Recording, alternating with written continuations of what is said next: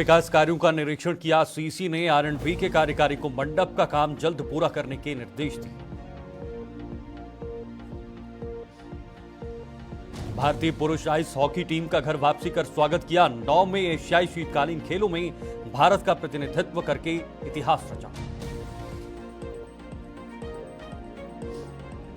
बाल शारीरिक शोषण पर निरीक्षण सह जागरूकता अभियान। इस अभियान का उद्देश्य छात्रावास सुविधाओं का आकलन करना था।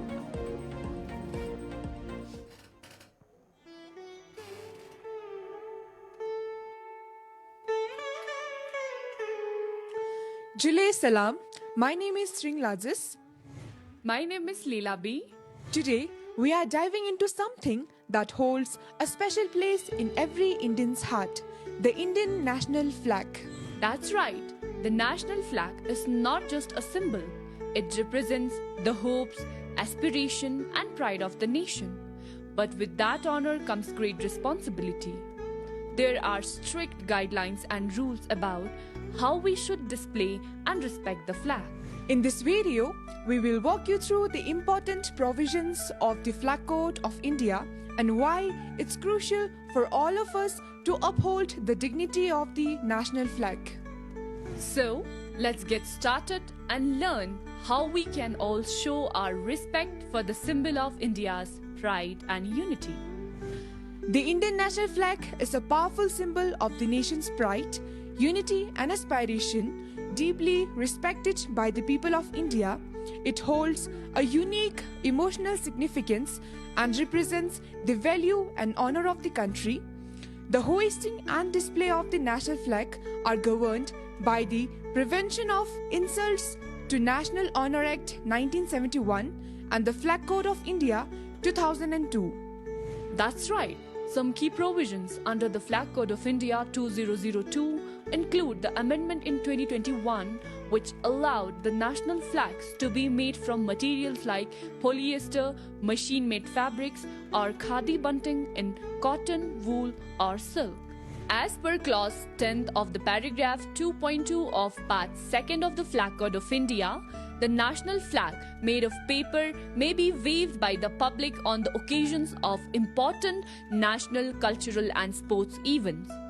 You are requested to ensure that on the occasions of important national, cultural and sports events, flag used by the public made of paper are not discarded or thrown on the ground after the event. Such flags are to be disposed of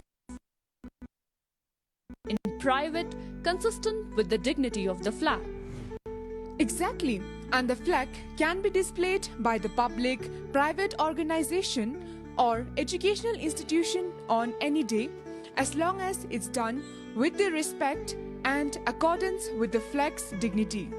In fact, there was another important change in 2022 where it was permitted to fly the flag both day and night when displayed on private and public buildings.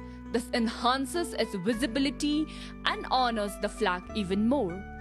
The flag should always be rectangular in shape with a length to height ratio 3:2, and whenever it is displayed, it should always occupy the position of honor. Also, a damaged or disheveled flag should never be flown and it shouldn't be displayed alongside any other flag or bunting at a higher level. And another important rule is that the national flag can only be flown on vehicles of special dignitaries such as President, Vice President, Prime Minister and Governors. These guidelines are in place to ensure that the national flag is treated with the respect it truly deserves, reinforcing the pride and values it represents for the people of India.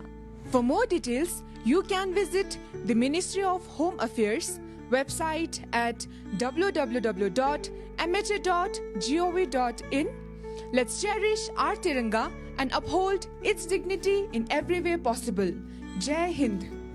Issued in public interest by the Department of Information and Public Relations. नमस्कार, Ladakh special देख रहे हैं आप और मैं हूं आपके साथ शीतल शर्मा। मुख्य कार्यकारी पार्षद डॉक्टर मोहम्मद जाफर अखून ने आज जिले में चल रहे विभिन्न विकास कार्यों का निरीक्षण किया है।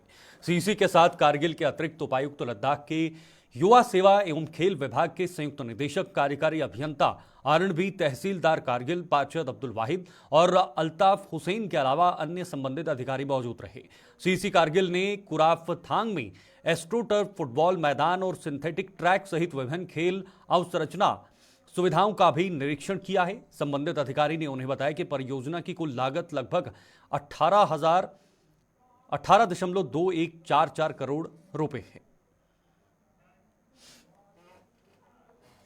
लद्दाख में मानव वन्यजीव संरक्षण संघर्ष को कम करने की दिशा में एक महत्वपूर्ण कदम उठाते हुए WWF इंडिया ने करगिल बेल्ट में 127 पशुपालकों को फॉक्स लाइट्स और फ्लैश लाइट सहित आवश्यक संघर्ष शमन उपकरण वितरित किए, जिसमें बर्मा, खेरापुल्लू, सातो, चिब्रा जैसे गांव शामिल हैं। बर्मा गांव में आयोजित वितरण कार्यक्रम में माननीय पार्षद चुशुल और पूर्व कार्यकारी पार्षद कोचोक स्टेंजिन की गर्मियामी उपस्थित देखी गई। WWF इंडिया के पश्चिम हिमालय संरक्षण कार्यक्रम द्वारा शुरू की गई इस पहल का उद्देश्य स्थानीय चरखाओं का भेड़ियों, हिमतेंदुओं, लिंक्स और जंगली कुत्तों जैसी शिकारियों से अपने पशुओं की रक्षा करने में सहायता करना है। WWF पश्चिमी हिमालय संरक्षण कार्यक्रम के वरिष्ठ कार्यक्रम अधिकारी श्री रिगजिन दावा ने अपनी टीम के साथ इस कार्यक्रम का नेतृत्व किया ताकि प्रभावी पहुंच और कार्यान्वयन सुनिश्चित किया जा सके।